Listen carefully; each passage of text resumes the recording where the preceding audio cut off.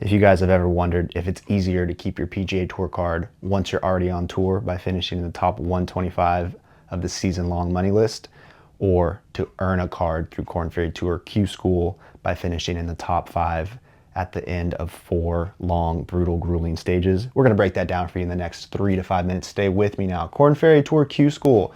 4 stages, as I mentioned. There's pre-qualifying, where they typically take 35 players from each site, 8 different sites. I went ahead and took the liberty of writing down the cut line score to be in the top 35 at each of those 8 different sites.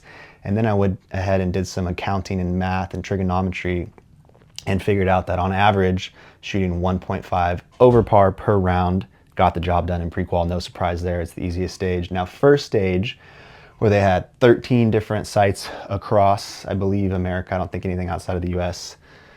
20 and ties from each stage on average get through. And these are all of the scores of the cut lines at each location.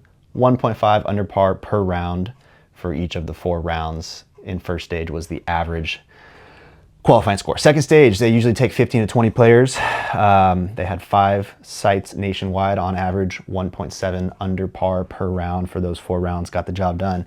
And then in final stage, which was at the TPC Sawgrass Die course, it required -4 to be, which is honestly shocking. 5th place in final stage Q School was 4 under. I had a friend that finished, unfortunately, 1 stroke outside of that, so I'm not questioning if this stat is accurate. It's totally accurate. But the course rating was no doubt brutal. Now, the Die course is actually a par 72, but they played it as a par 70, so they changed some par 4s and par 5s around or something like that. Course rating, I believe, somewhere around 4 over par. Nevertheless, tough course, tough track, and I'm sure they set it up very challengingly, and there may have been weather, so very hard to say why the score was where it was, but on average, 1 under par per round. Now, when you total up these 4 stages, that comes out to a figure of 0.8 under par per round is what you needed to shoot on average to make it on the cut line in the lowest position through each of these 4 stages over the course of 15 total rounds.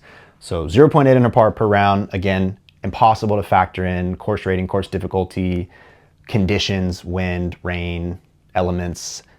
This is an impossible thing to truly show on a whiteboard. I'm just doing the best I can. I'm just a guy with a mic and a golf club and a whiteboard, so give me a break, okay? Now, 125th on the PGA Tour money list in 2024, this gentleman earned roughly $1.17 million, which is pretty amazing. He made 14 of 26 cuts and he had 1 win. These are his scores in all of the 26 events, you know, the official final score, whether he missed the cut, you know, at 6 over or shot 20 under and probably won the tournament. Altogether, 86 under over the course of 80 rounds, which averages out to 1.07 under par per round. So there's our comparison. 0.8 under par per round gets you a Korn Ferry Tour card, or I'm sorry, a PGA Tour card. 1.07 under par per round retains your PGA Tour card. Now, to be totally specific here, the top 100 get full status for 2025 season. 101st through 125th get conditional status, so they're not going to get all the PGA Tour starts. You needed to play ever so slightly better than that to get full status, but very close. And the differential is just 0.27 strokes per round over the course of either your full season on the PGA Tour or all of Korn Ferry Tour Q School. So, you know, my hypothesis going into this, because I've heard a lot of guys say that, like, oh, it's easier, once you're on tour, it's actually easier to keep your card than it is to get through Q School to get your card. It looks like it's kind of negligible, right? That might have been the wrong word to use, but it's not a very big difference. Over the course of that many rounds, when we're talking a quarter of a stroke, it's like no one would ever be able to notice a significant difference in play.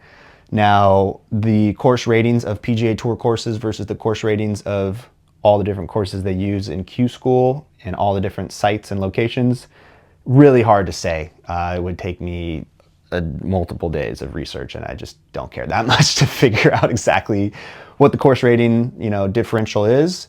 But no doubt, PGA Tour has the most challenging golf courses of any tour out there, other than maybe the DP World Tour. So I'm sure they're very difficult, and the way that they set them up is very difficult.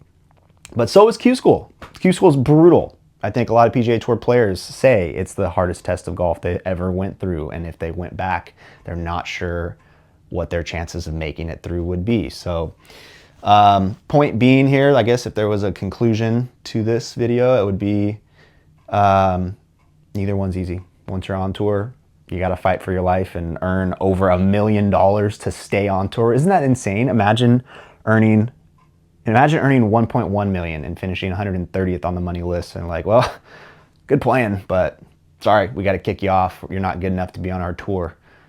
Unreal. And that's the reality of professional golf in America at this current moment. Is it right? Is it wrong? I don't know. That's a debate for another time.